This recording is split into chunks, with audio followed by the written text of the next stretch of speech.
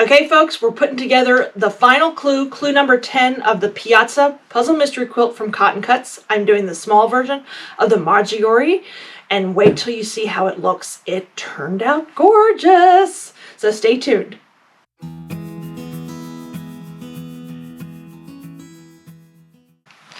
All right, folks, here we are. We're putting it all together this time. I'm a little bit late with this video. I do apologize. I had a lot of things come up and then we went out of town, so I didn't have a chance to do the video before we left. We are doing clue number 10, which is essentially putting this whole quilt together. Now, if you quilted with me last time in the So Sweet Mystery Quilt for Cotton Cuts, you'll know that I had a nice design wall that I could put things on. I redid my studio a little bit. I don't have that. So what I'm going to do is show you the pieces, how I put them together, and then I'm going to show you a still picture of what that section looks like. And of course, I'll show you the pictures along the way.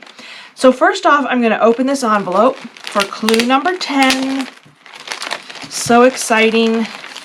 Put the bag away. Let's see, I'm going to move these out of the way. Those are all my blocks, nicely labeled except for one, and luckily it was the only one, so I knew which month it was. These are binding, I'm sorry, not binding, these are the border strips, so we're using that pretty light blue fabric in my Maggiore colorway. They sent me a keychain, very cute little goodie. It's like a hotel, one of those hotel keychains. Love it. I'm going to open that later. Thank you so much to Cotton Cuts.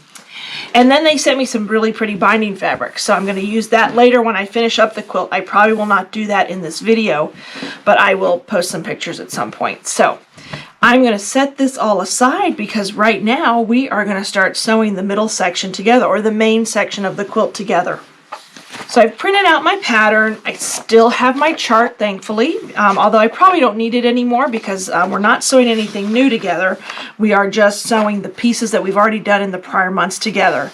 So basically, I'm just going to go step by step. So step one, we need the make the center row of the quilt. So this is the very center of the quilt, and I'm going to need a number 6. So let me find, that was the one I think that was unlabeled for me. I know, I told everybody, I kept reminding everybody to label them, and that was, of course, the one I forgot to label. And the nice thing is, if you did forget to label, you can always refer back to their diagram. Here's my 6. You can refer back to the diagram, and that'll help you out, too.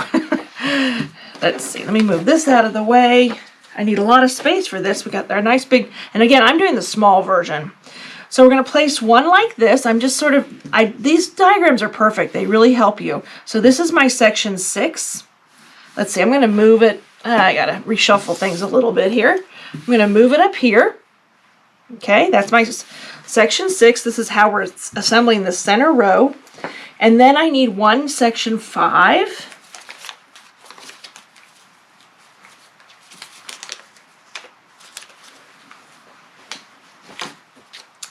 For now, let's see, so we're going to pull that, and this one we want to go like this. You can see that pattern starting to form. Pull it down a little bit so you can see it. I probably am going to run out of room. I hope I don't, but I might, so we'll see. And then 3B, so let me pull out 3B, and there it is, that center, gorgeous. I loved this block. It's a little wrinkled, sorry I had them put away somewhere. There you go. What a whopper. That's gorgeous. And then we're going to need another section 5.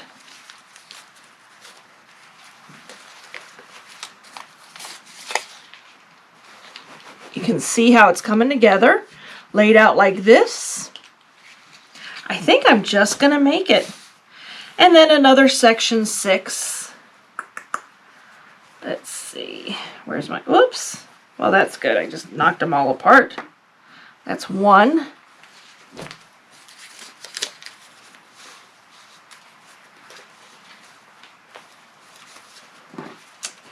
Oh, that's the one that was unlabeled. See?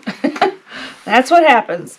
And there we're going to put that like that. Oh, you can see it coming together. Isn't that going to be pretty? Let me move this a little bit, my monitor. We can move this over a little bit.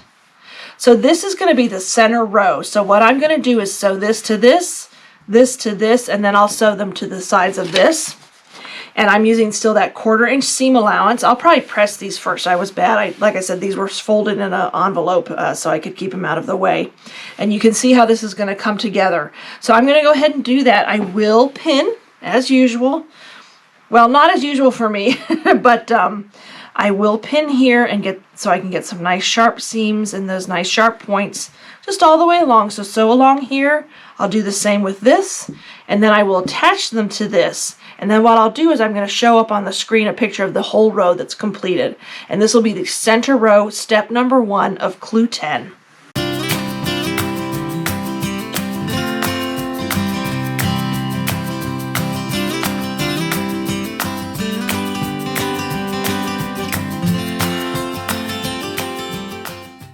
Alright, so here, actually you can, luckily these smaller ones you can still see. Here is the first step, step 1. So I'm going to set that one aside. It's all pressed now, getting all those threads off. And I'll show you a quick picture of it. I love the colors. It's so pretty and bright and festive. Okay, so for the next step in this, we need section 3A.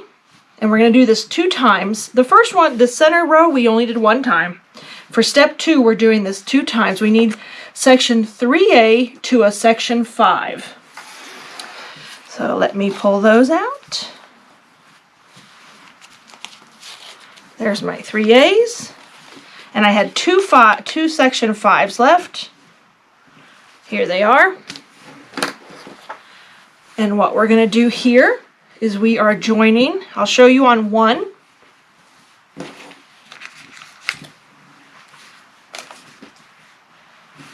So here's the section 3A.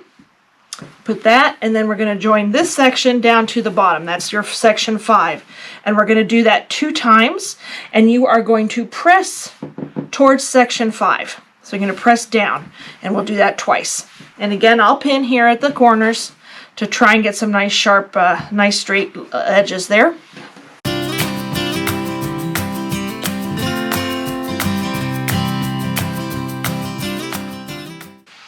Alrighty, so here are those 2 sections.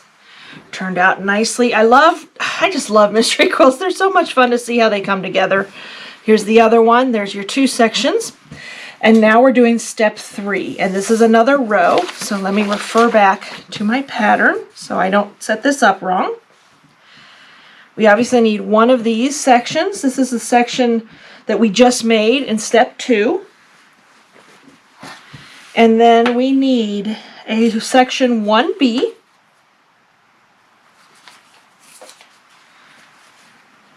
And I'm going to make sure I want to put this the right way. Always, those diagrams they have are so awesome. And I refer to them all the time. So there's your 1B and then 4A.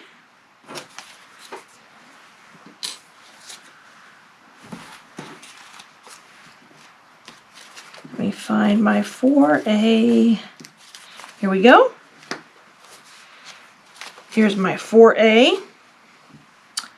And this is going to go like this. Yep, like so. And then on the other side, I'll move this around when I'm done setting it up. Did I do that? Let's see.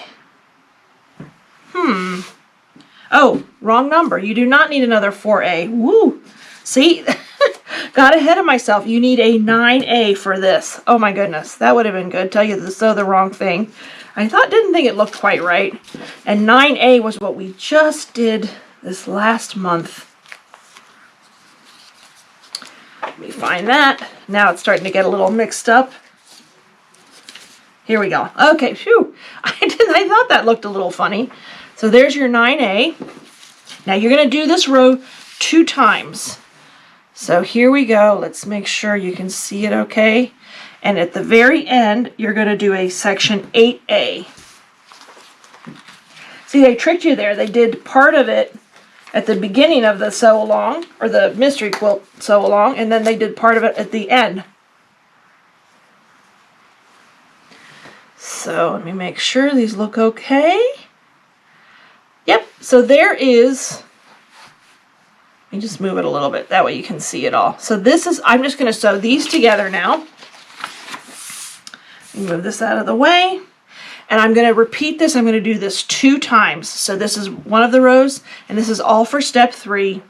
And again, just pinning. I'll probably sew these two together and then sew them to the center section. That's just how I like to work. Some people like to do it differently, but that's how I like to work. And you can really see that design coming through. So I will be back once I've sewn those. Let me just check. You're going to press towards the center. So press this way and then press this way once those are on.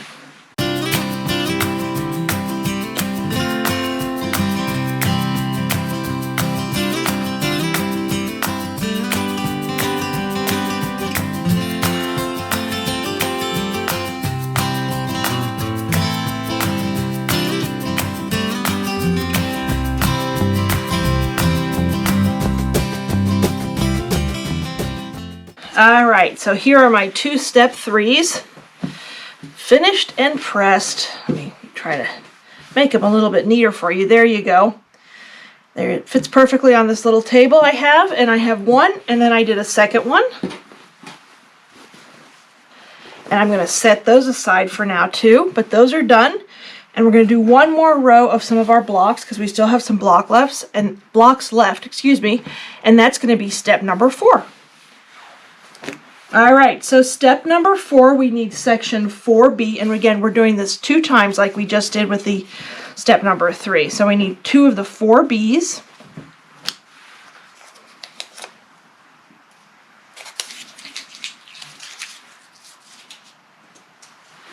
Just want to make sure I'm going to lay these out right. I like to make sure. And you're going to do 2 of these. So I'm actually going to just mimic the one on the bottom. That makes it easier for me. And then you need section 2. That was the second clue we did. Now this one you want to make sure you put the right colors on the top and the bottom. So I'm going to look at my color chart really quickly. So the top should have A and B, and that is correct. So in my case, it's the dark navy. So I wanted to just make sure you don't want to sew that. This one's an easy one to get twisted around. One thing that'll help is you have that little stripe here, which is different. This was that real tricky block we did way back when. And then you need a section 9B. Here we are. And you're just going to put 1, so and so. And then you need a 7, section 7. It just comes together so easily. I mean, I know I say it like I repeat myself constantly, but it really does. And there you go. There's your 7. And you just want to check your chart. I'm going to move this one over a little bit so you can see it. And again, we're doing this 2 times. And then last but not least, you need your 1A on the, there we go. So you can see how it's coming together. Again, I apologize, I'm a little space challenged. I won't show you the second row. I mean, you get the idea on the second row. The top row is really the one that you're most concerned with. Let me pull that down a little bit so you can see it. So again, we're just going to sew from the outside to the inside, or however you want to do that, and we're going to do that 2 times, and we are pressing to the outside, everything, except when you start putting the center in, you're going to press that to the inside. So these get pressed out, this gets pressed in. And you're going to do that, this kind of row 2 times.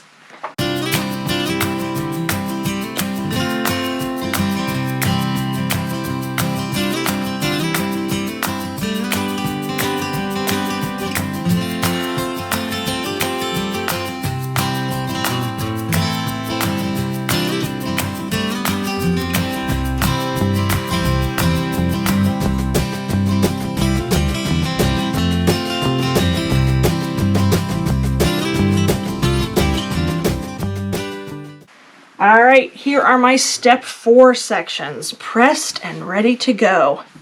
Ooh, I'm loving this colorway I chose. There's the 2 of them. Move that one down so you see it better. There we go. That's what they both look like, and you made 2 of them, or we made 2 of them again, so I'm going to set those aside, and now we're on to step 5. So for step 5, you need the last 2 pieces you have that you made. These are step 8B. And then you need the strips that we got in the month 10 clue.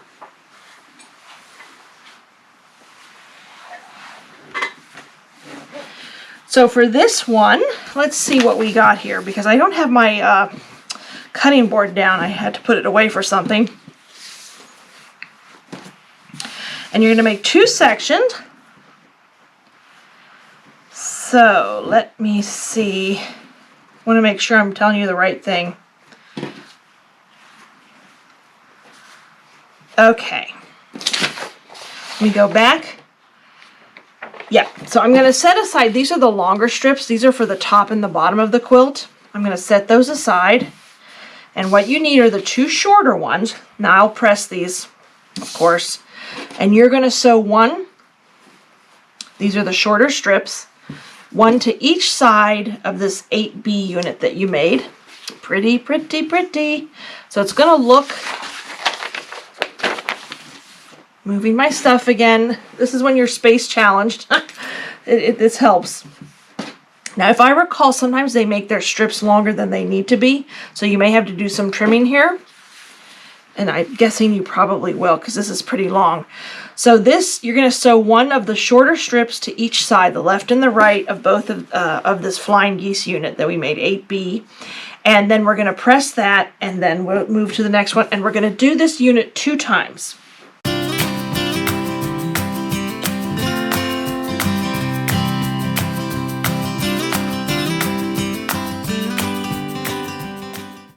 Alrighty, so here's my step 5. They're a little bit too long for the camera shot.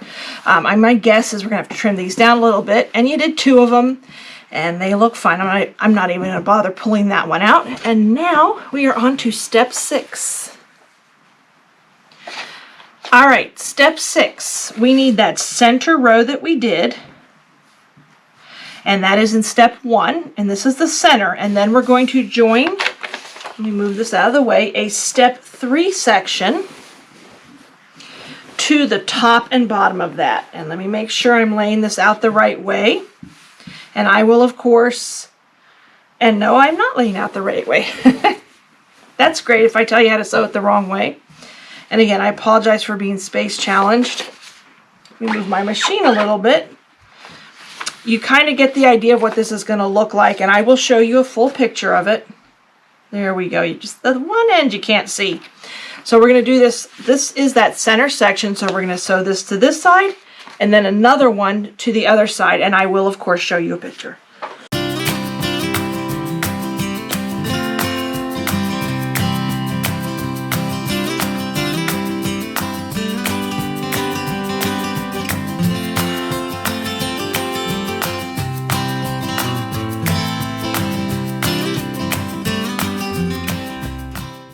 All right, here's this, and I'm going to put the picture of the full part of it up on the screen, but boy, can you see it coming together. I love that big center star. Just loving this quilt and loving the colors. So the last thing you're going to do, well, not the last, I shouldn't say that. I keep saying that, and I'm wrong. Let me see, I'm going to move it this way, I think. So to the top and bottom, this is the next step, is you're going to add the rows that we made in step 4. So let me lay one out for you and make sure I'm doing it the right way so you can see how that pattern comes together. Wowza, is that a knockout quilt? Again, I will show you the full picture, but you're going to do this on the top and the bottom, and then we'll be done with the center, and all we need to do are add those borders.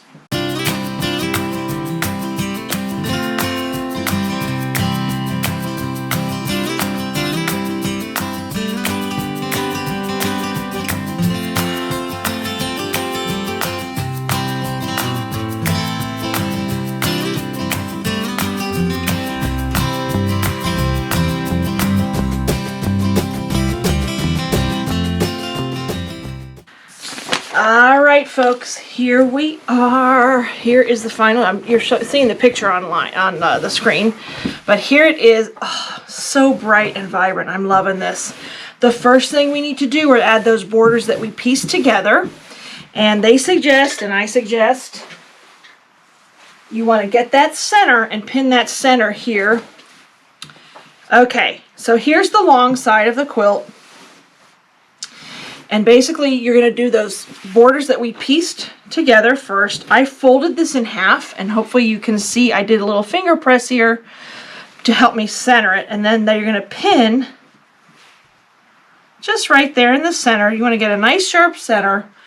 And they do make their strips a little bit longer.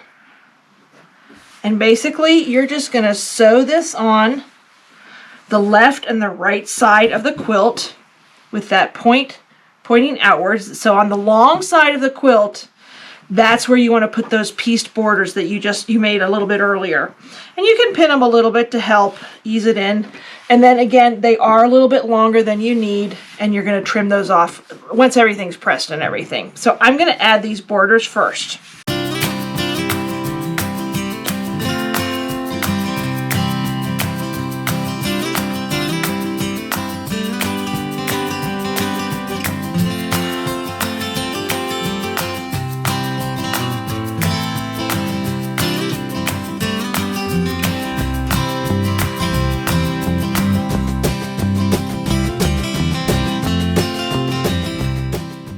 All right, folks, you can see the quilt up on the screen. We have one more set of borders to do. Woohoo! And then we are done.